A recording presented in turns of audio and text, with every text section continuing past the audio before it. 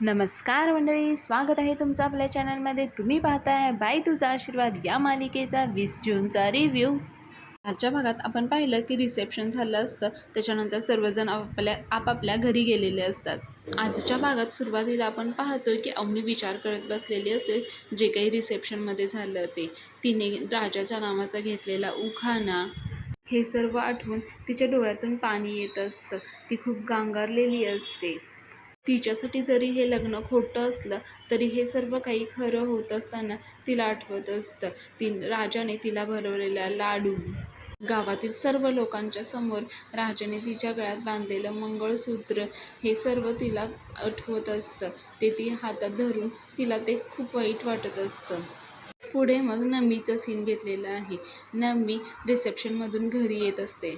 ती हळूच दरवाजा उघडते आणि मग कोण आहे का बघते इकडे तिकडे, आणि मग दरवाजा बंद करत थोडासा वाजतो, पण ती कडी लावते आणि इकडे तिकडे कोण नसलं किंवा म्हणजेच तिची आई नाही हे पाहून ती आत जात असते. आई तिला बघत नाही हे बघून ती देवी आईचे आभारच मानत असते. एवढ्यातच सुलक्षणा तिच्या समोर येते. सुलक्षणाच्या हातात काठी असते. नम्मी म्हणते, मम्मी तू अजून झोपली नाही? काय बघू राहिली? सुलक्षणा म्हणते, तुझी वाट बघू राहिली. सुलक्षणा तिला काठी दाखवत असते. नम्मी घाबरत असते थोडी आणि म्हणते, आता आता काय झालं? सुलक्षणा तिच्यावर ओरडते आणि म्हणते, माहीत नाही तुला काय केलं? काय केलं म्हणून कसं विचारतेस? तुला सांगितलं होतं ना तिकडे यायचं नाही म्हणून.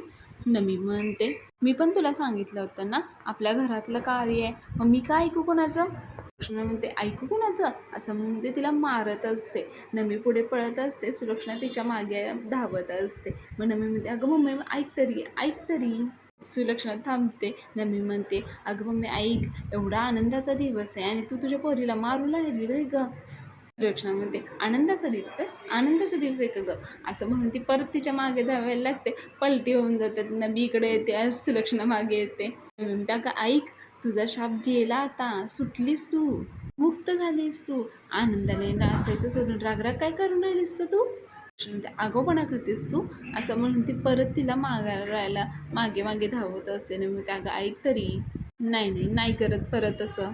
रक्षणा म्हणते, एका गोष्टीची कायमची गाठ बांधून ठेवायची, त्या धोंड्याच्या घरच्यांशी आणि त्या धोंड्याच्या सुनांशी. जर कोणाशी जरी तुला बोलताना मी पाहिलं ना तर बघ, मी आहे, तू आहे आणि मग ही काठी आहे. म्हणते, बरं ठीक आहे, राहिलं नाही बोलत. मी पुढे म्हणते, पण मम्मी. मग सुलक्षणा म्हणते, काय आहे? नम्मी म्हणते, आता तुझा शाप तर सुटला, आता तूच माझं लग्न यशाशी लावून देणार आणि मग मी समोरच्या दाराने त्या घरात माप ओलांडून जाणार. सुलक्षणा जास्त चिडत्याने म्हणजे, थांब आता तुला बघतेच, असं म्हणून ती परत तिला मारायला धावत असते. मी पडदिशी पळत आहे ना दरवाजाच्या खोलीत जाते आणि दरवाजा लावून देते. सुलक्षणा बाहेरनं ओरडत असते, ना मी ह्याच जन्मात काय पुढील 7 जन्मात तुझं लग्न लावून देत नाही मी आता म्हणतच आहे. 7 जन्माचं तर काही माहीत नाही, पण या जन्मात तर नक्की होणार. सुलक्षणा म्हणत असते, मी होऊच देणार नाही. आणि पुढे मग इकडे राजाचा सीन घेतलेला आहे. इकडे राजा एकटाच विचार करत बसलेला असतो. तेवढ्यात अण्णा येतात आणि त्याच्या पाठीवर थोपायला लागतात.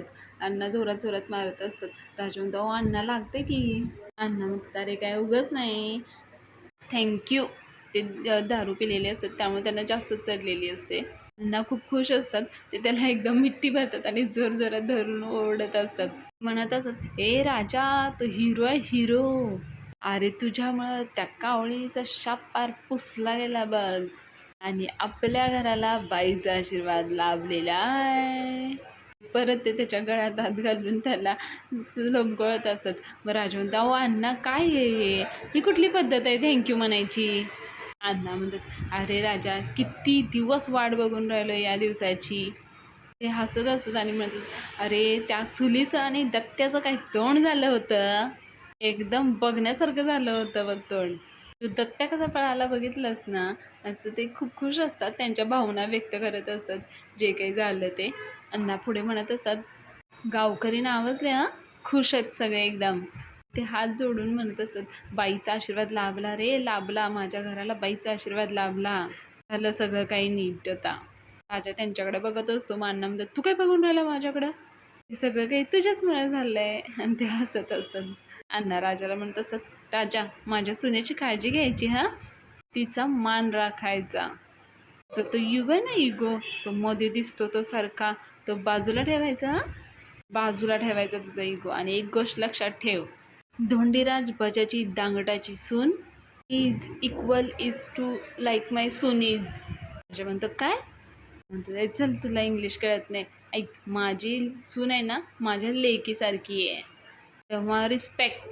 आणि जर तू रिस्पेक्ट ठेवला नाही ना, त्याला असा मारल्यासारखा हात करत असतात. पण भडे म्हणतात, तर मी पण नाही ठेवणार तुझा रिस्पेक्ट. म्हणून तसं, अरे राजा, आपलं घर सोडून आली आहे रे ती, तू असं काहीतरी बोललास तर ती निघून जाईल ना. राजा त्यांच्या तोंडाकडेच बघत असतो. अण्णा म्हणतो, सॉरी, राजा म्हणतो, नाही जाणार अण्णा. अण्णा म्हणतो, तुला कसं काय वाटतंय जाणार नाही? राजा म्हणतो, अण्णा, जेव्हा जेव्हा असं वाटलं ना त्या निघून जाणार, तेव्हा तेव्हा देवी आईने त्यांना परत आणलंय. त्या नाही जाणार आपलं घर सोडून कुठेही. अण्णा देखील देवी आईला नमस्कार करत असतात. तर अण्णांचा एकदम मूड चेंज होतो. मग ते म्हणतात, हे राजा, आजी आहे ना, रिसेप्शनची आयडिया कशी वाटली? ते मागचं डेकोरेशन सगळं बघत असतात आणि राजाला विचारत असतात. कसं आहे, अरे आपलं म्हणजे ना एकदम बॉटम टू टॉप सगळं, हायस्ट क्लास, फर्स्ट क्लास. नाही इंग्लिश बोलत असत पुढे. आज पहिल्यांदा इन द लाईफ ऑफ माय, मी आनंदानं, म्हणजे त्यांना असं म्हणायचं असतं की त्यांनी आनंदानं पहिल्यांदाच दारू पिलेली आहे. कारण कायम सुलत त्याच्या शापामुळे किंवा त्रासामुळे जे काही घरात होत असतं त्याच्यामुळे ते दारू पित असतात. आणि मग अण्णा जात असत, जाता जाता परत येतात. आणि मग ते म्हणतात, राजाला त्यांना काहीतरी बोलायचं असतं, परत ते विचारतात, अरे मी काय बोललो? राजाला धमकवतात. म्हणतात, ए राजा, माझ्या सुनेला काय त्रास होईल असं काही करायचं नाही हं, नाहीतर बघ, असं म्हणतात. आणि मग ते परत निघून जातात. राजाला वास येत असतो ना अण्णांच्या दारूच्या, म्हणजे तोंडाचा वास येत असतो फार. अण्णा निघून गेल्यानंतर राजा एकटाच असतो. तो स्वतःशीच बोलत असतो, देवी आई, तुझ्या मनात असेल ना तर हा आमचा संसार टिकेल. मी बरोबर असेल ना तर जरा समजावून घे गं त्यांना. मी बरोबर असेल त्यांच्यासाठी तर जरा सांभाळून घे गं, समजून घे. एवढीच इच्छा पूर्ण कर माझी, बाकी काही इच्छा नाही आहे. यशा तिकडून राजाला पाहत असतोय. राजाला तो हाक मारतो, राजा. राजा फोनवर बोलायचं नाटक करतो आणि साईडला ठेवलेला फोन उचलतो. फोन कानाला लावतो आणि म्हणतो, हां नाना, फोन स्पीकर होता, पाठवतो तुम्हाला गाडी उद्या, टेन्शन नका घेऊ. हां, नाही नाही नाही, पाठवणार पाठवणार, सकाळी पाठवतो, नक्की पाठवतो. आणि तो निघून जातो. हे यशामुळे तसं या धनराजचं नेमकं काही कळतच नाही. दुसरा कुठला पर्याय नव्हता म्हणून लग्न केलं म्हणतोय, आणि दुसरीकडे हा खुश आहे असंही वाटून राहिलंय. नक्की काय आहे ह्याच्या मनात, काही कळतच नाहीये. पुढे इकडे अवनीचा सीन घेतला आहे. अवनी बेडरूममध्ये बसलेली असते, तेव्हा दरवाजाचा आवाज येतो. दरवाजा उघडून बघते तर राजा असते. ती खूप चिडलेली असते. राजा आतमध्ये येतो आणि दरवाजा लावून घेतो. अवनी त्याच्यावर ओरडते आणि म्हणते, तिथूनच बोल, तुझं काय काम आहे ते? राजा म्हणतो, काम असं काही नव्हतं, मला तुम्हाला थँक्यू म्हणायचं होतं. तुम्ही आज माझ्यासाठी जे केलं त्याच्याबद्दल, म्हणजे काय आता? अवनी ओरडते त्याच्यावर आणि म्हणते, तुझ्यासाठी नाही केलं आहे मी हे, तुझ्या घरच्यांसाठी केलं आहे. राजा म्हणतो, नाही तुम्ही बोललात ते मला बाहेर, पण एकूण एकच आहे ना सगळं. तो म्हणत असतो, मला माहिती आहे तुम्ही जे आज केलं ते सोपं नव्हतं तुमच्यासाठी करायला, आणि तुम्हाला काही गरज पण नव्हती हे सगळं काय करायची, तरी पण तुम्ही ते केलं फक्त आमच्या फॅमिलीसाठी. सगळ्या गावकऱ्यांसमोर तुम्ही आमच्या घराची इज्जत राखलीत, त्यासाठी मनापासून थँक्यू तुम्हाला मॅडम. आणि मी माझ्या आईची शपथ घेऊन सांगतो, एवढा घाट घातला ह्यांनी हे मला काहीच माहिती नव्हतं हां. आणि म्हणजे अण्णानंतर ते मंगळसूत्र घेऊन येतील ते तर अजिबातच. आणि तो हसत असतो, म्हणजे त्याला मनातून बरं वाटत असतं. तो म्हणत असतो, म्हणजे आमच्या अण्णा कधी काय करतील ना हे काही सांगताच येत नाही. अवनी चिडत्याने म्हणते, तुला काहीच माहिती नसतं ना? हो ना? राजा म्हणतो, हो बरोबर. अवनी चिडत्याने म्हणते, तुला आधी काहीच माहिती नसतं रे, पण जसं जसं वाढतं ना सगळं वाढतच जातं. राजा म्हणतो, अहो चिडताय का तुम्ही? आणि म्हणते, अरे तुला लाज वाटते का हा प्रश्न विचारायला? राजा म्हणतो, वाटती थोडी मला लाज, पण मॅडम मी काहीतरी करायला जातो आणि एक दुसरंच काहीतरी होऊन बसतंय. शेवटी काय आहे, आपलं आयुष्य फक्त आपलं नसतं ना. मी ऐकत असते त्याचं. तो पुढे म्हणतो, आपलं आयुष्य आपल्या माणसांबरोबर असतं, त्यांना जुळून असतं ना आपलं आयुष्य. मग काय, थोडं त्यांच्या मनासारखं, थोडं आपल्या मनासारखं हे होत राहतं हो. ह्या सगळ्यात आहे ना माझा स्ट्रेस खूप वाढून राहिला आहे. मी म्हणते, पण तू हे सगळं मला का सांगतोयस? राजा म्हणतो, अहो मॅडम, तुम्हाला नाही तर मग कुणाला सांगणार आहे आता? गेल्या काही दिवसापासून तुमच्याबरोबरच वेळ घालवतोय मी. तुम्हालाच सगळं सांगतोय ना. तुमच्या घरी नाही ना तुम्हाला समजून घेतलं. तुमच्यासाठी मी त्या खोटक्या विमानाला किडनॅप करायची रिस्क पण घेऊन राहिलोय. अवनी ओरडते आणि म्हणते, म्हणजे तुला काही त्याचा पश्चाताप होतोय का आता? राजा म्हणतो, अहो नाही, पश्चाताप नाही होत आहे. तो तुमच्या स्वप्नावर पाणी फिरवून राहिला होता. अवनी म्हणते, म्हणजे तू काय वेगळं करून राहिलायस आता? राजा म्हणतो, अहो मॅडम, मी काही पण केलं ना, पण तुमच्या स्वप्नांवर पाणी पडू देणार नाही, कन्फर्म सांगतोय मी तुम्हाला. अवनी म्हणते, नाही पडू देणार ना? मग गुड. ऐक, एक काम करायचं, आपण उद्याच्या उद्या हॉस्टेल शोधायला जायचं आहे. त्यामुळे तसं अहो पण मग अवनी म्हणते, अरे पण बिन काही नाही आहे हां, की नाही होऊ शकत आहे ह्या खोट्या लग्नाचा भाग.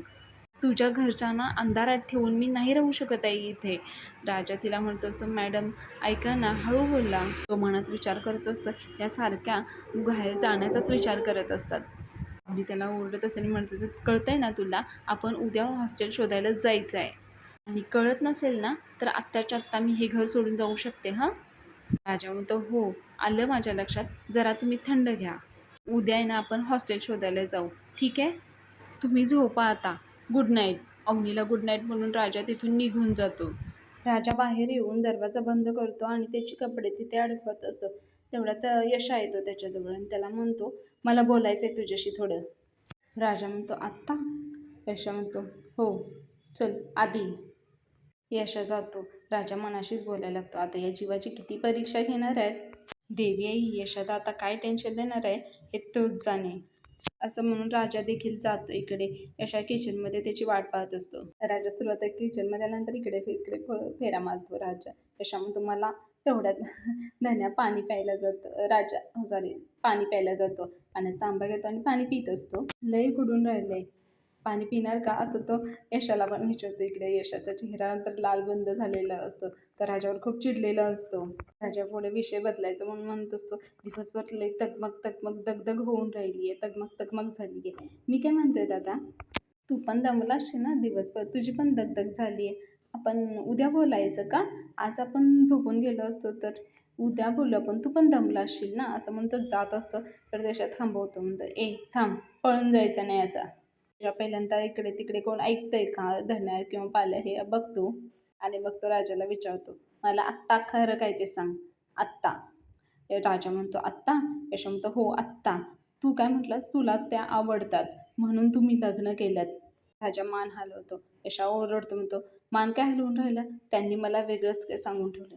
राजा पण परत मान हलवत असतो. यश त्याला ओरडतो आणि म्हणतो, मान हलवला पहिल्यांदा बंद कर. त्यांनी मला जे सांगितलं त्याचा काय विचार करायचा, त्याचा काय अर्थ घ्यायचा आपण? म्हणजे आपण त्यांच्या विरुद्ध सगळ्या गावासमोर त्यांना आपली सून म्हणून उभं केलं. बरोबर केलं का आपण हे? राजा म्हणतो, म्हणून काय असं वागायचं असतं का आपण? महेश चिडतो आणि म्हणतो, म्हणून असं वागायचं, लाज नाही वाटत? राजा म्हणतो, कशाची लाज? म्हणतो, खोटं बोलण्याची लाज. राजा म्हणतो, काय बोललो मी खोटं? मला त्या आवडतात म्हणून मी त्यांच्याशी, माझं त्यांच्यावर प्रेम आहे एवढंच बोललो ना मी. सगळं खरं आहे.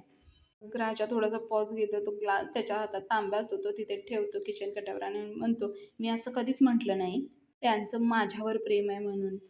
अरे दादा, वन साईड सुरू होतं माझं निवांत. त्याच्याकडे बघितलं ना, कुणी पण प्रेमात पडावं असंच आहेत ना त्या. राजा पुढे म्हणत असतो, देवी आईच्या मनात काय आहे अरे, काय माहिती, एकावर एक ट्विस्ट. जर पोलीस स्टेशनला गेलं तर तिथं ते पोलीस म्हणाले, लग्न केल्याशिवाय तुमच्याकडे दुसरा काही ऑप्शनच नाही आहे म्हणे. तसं नाही केलं तर त्यांच्या घरचे त्यांना घरी घेऊन जातील आणि त्या खोटक्या बिनमानाबरोबर लग्न लावून देतील. मग काय करणार होतो आपण? अरे माणूस म्हणण्याच्या लायकीचा तरी आहे का तो? अरे दादा, मी जे काय केलं ते पोलिसांच्या सांगण्यावरून केलं. तो एकच ऑप्शन होता त्यांच्या सुटकेचा, दुसरा कोणताही ऑप्शन नव्हता म्हणून केलं मी ते. आणि तसं अरे म्हणून काय खोटं लग्न? मग राजा त्याच्याजवळ येतो आणि त्याला समजवण्याचा प्रयत्न करत असतो तो. तो म्हणत असतो, हे बघ दादा, तुझा देवीवर विश्वास आहे ना? विश्वास आहे ना तुझा? हे बघ, देवी आईने गाठ बांधली आहे म्हणजे ती घट्टच असणार आहे. दादा अरे जरा विश्वास ठेव ना माझ्यावर तू. अरे यात माझा कुठलाच वाईट हेतू नाही आहे, खरंच नाही आहे. यशा म्हणतो, अरे तुझा हेतू वाईट नसेल रे, पण उद्या त्या निघून गेला तर काय करायचं आपण? काय सांगणार लोकांना आपण?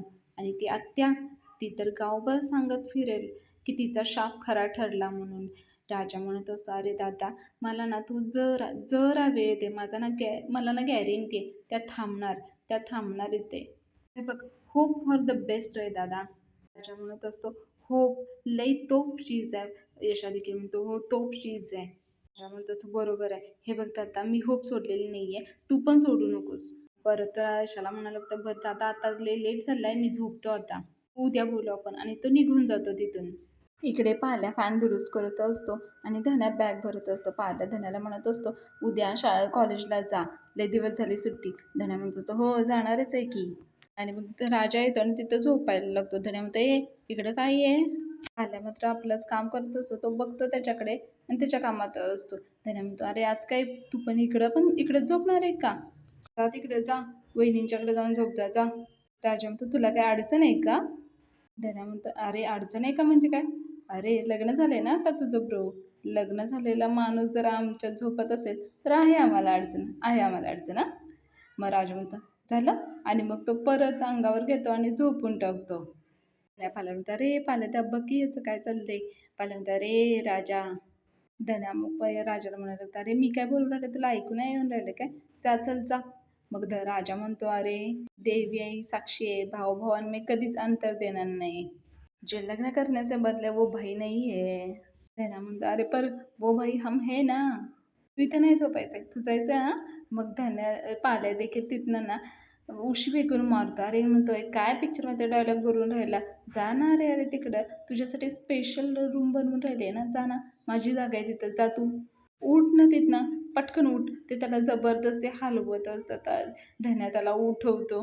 म्हणत असतो, "अरे आतमध्ये वहिनी एकट्याच झोपल्यात. त्यांना काय बोर करायचं ठरवलंय का तुम्ही?"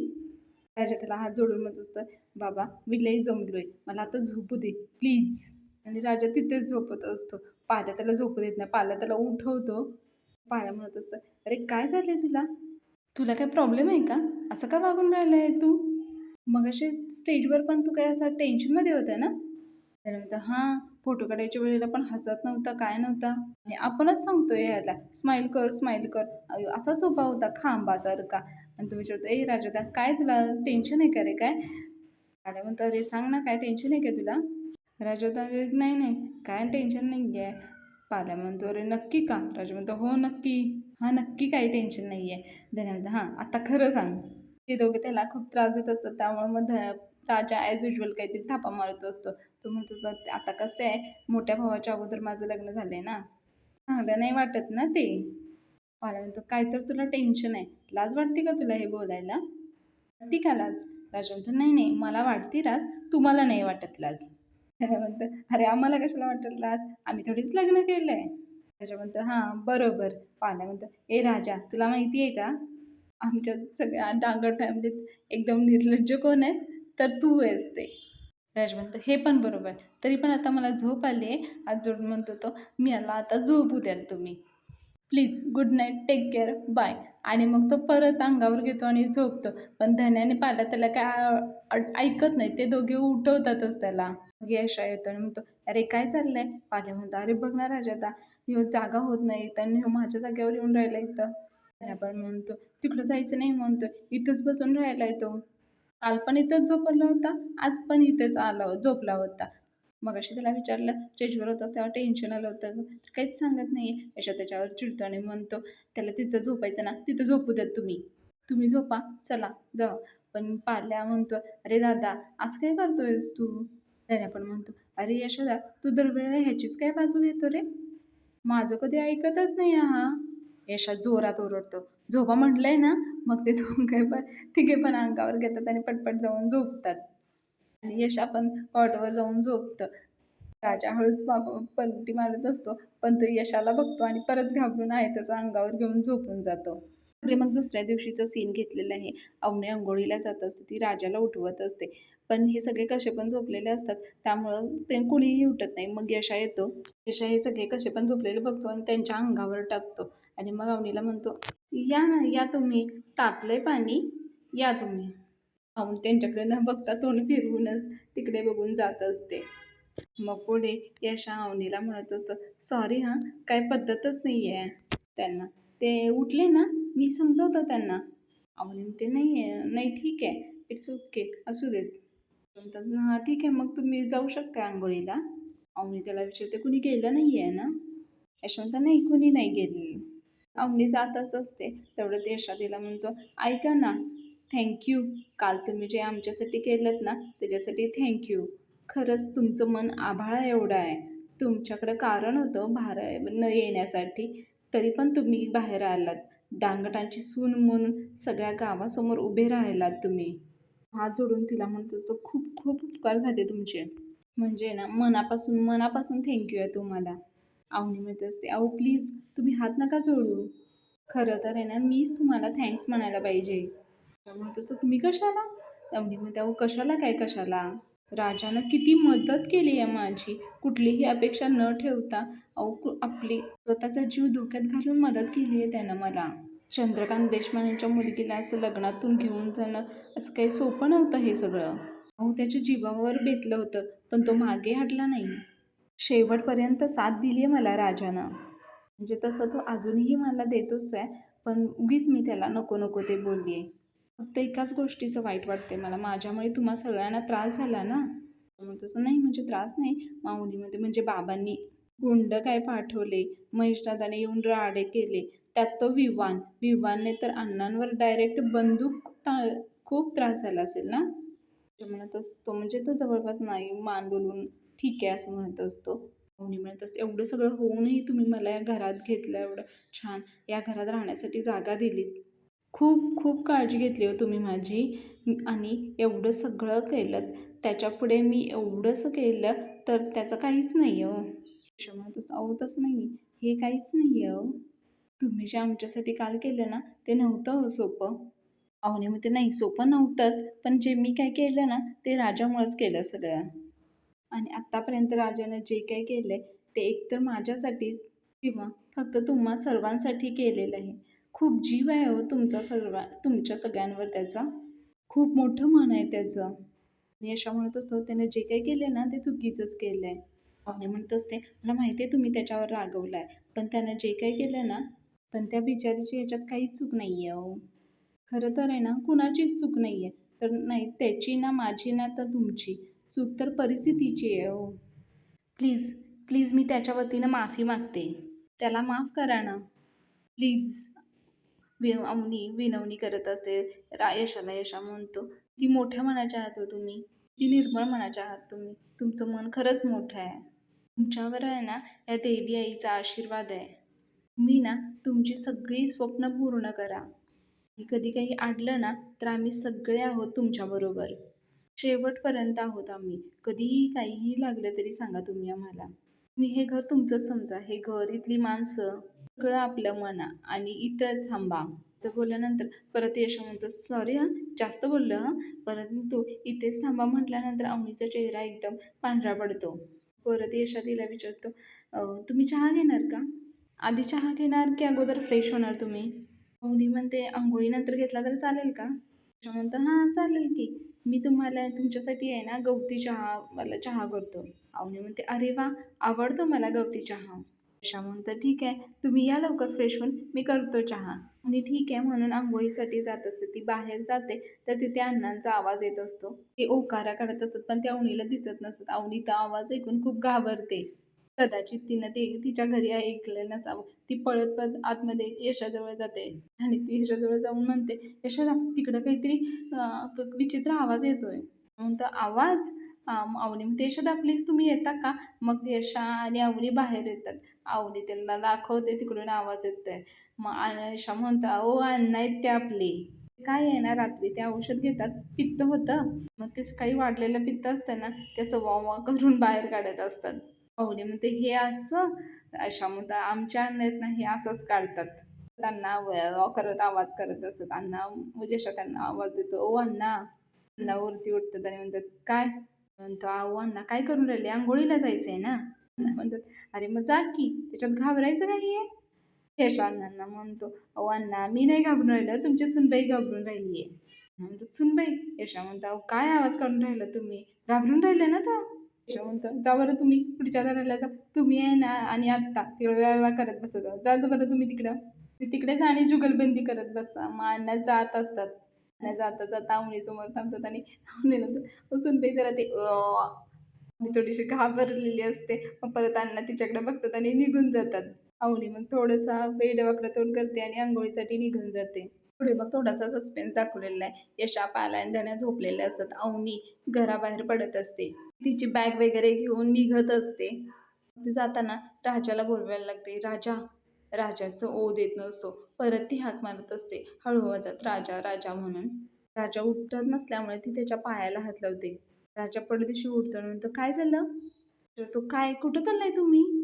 म्हणते, अरे मी निघतीये. राजा म्हणतो, अहो निघताय म्हणजे असं कसं जाताय तुम्ही? म्हणजे निघते म्हणजे निघते, इथं थांबून काय करणार आहे मी? राजा म्हणतो, अहो असं लगेच जाऊ नका, थांबा ना जरा. मी म्हणत असते, अरे अजून किती वेळ थांबणार आहे मी? झालं ना आता, सगळं झालंय. लग्न झालं, रिसेप्शन झालंय, सगळं झालंय, सगळं झालं ना तुमच्या मनासारखं आता. आता मी जाते. राजा म्हणत असतो, बरोबर आहे, पण आता जाऊ नका. जरा मला थोडा वेळ द्या, मी सांगणार सगळ्यांना. अवनी म्हणत असते, नाही मला आता जाऊ देत. हां, थांब जरा. असं म्हणून ती तिच्या गळ्यातलं मंगळसूत्र काढते आणि राजाच्या हातात देते आणि म्हणते, हे मंगळसूत्र, हे ठेव, हे ठेव हं, मी जाते. असं म्हणून ती निघून जाते आणि पटकन इकडे राजाला जाग येते. राजाला हे स्वप्न पडलेलं असतं. राजा अंथरुणातून उठतो आणि इकडे-तिकडे बघतो. पहिल्यांदा तो अवनीच्या रूममध्ये जाऊन चेक करतो, पण अवनी तिथे नसते. तो मनाशीच विचार करत असतो, देवी खरंच गेल्या का काय? आणि मग पुढे नमीचं सीन घेतले. नमीने यशाला सकाळी फोन केलेला असतो. यशा म्हणत असतो, हां बोल नमी. नमी म्हणत असते, यशा मग कसं वाटतंय आयता चहा मिळाल्यावर?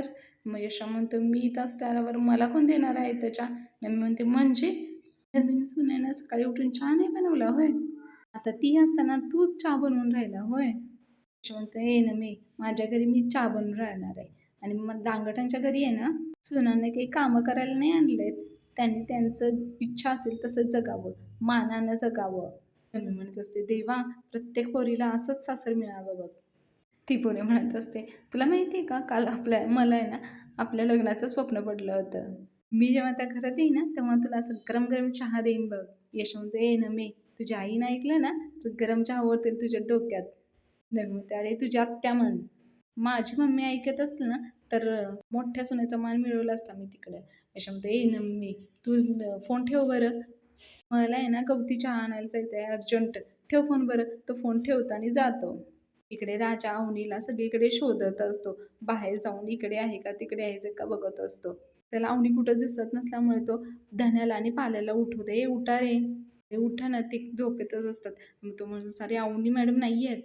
चटकन धन्या चटकन जागा होतो आणि म्हणतो, "काय काय झालं वहिनींना?"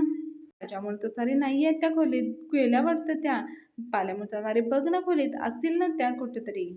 अरे नाही काय, असतील ना तिथं, बघ ना कुठेतरी. अरे देवी शपथ खरंच नाही दिसत त्या. आणि मग आजचा भाग इथेच संपवलेला आहे. पुढील भागामध्ये आपण पाहतोय राजाला म्हणत असते अवनी, "अरे काय आहे हे? कसंही झोपता, कसंही बोलता. दरवाजाला कडी नाहीये, बाथरूममध्ये बल नाहीये. याला घर म्हणता तुम्ही? चल आपल्याला हॉस्टेल शोधायला जायचंय. लवकरात लवकर शिफ्ट होईन मी या हॉस्टेलवर." इकडे धन्या यशोला म्हणत असतो, "आता राजा आणि अवनी बहिणींना ना आपण हनीमूनला पाठवलं पाहिजे बघ. काश्मीरला पाठवूया म्हणजे एकदम बेस्ट आहे." पुढे अवनी कुठल्यातरी हॉस्टेलमध्ये जाऊन ना हॉस्टेल बघायचं असते. तिकडे ना आधार कार्ड नंबर मागत असतात. पाहुणे म्हणत असते, आधार कार्ड नाही आहे.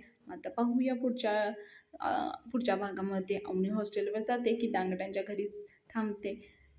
मंडळी, जर आपले रिव्ह्यू तुम्हाला आवडत असेल तर प्लीज आपल्या चॅनलला लाईक करा, शेअर करा, सबस्क्राईब करा. चला तर मग भेटूया उद्याच्या भागात. उद्याचा रिव्ह्यू घेऊन, इंटरेस्टिंग ट्विस्टिंग घेऊन. चला बाय.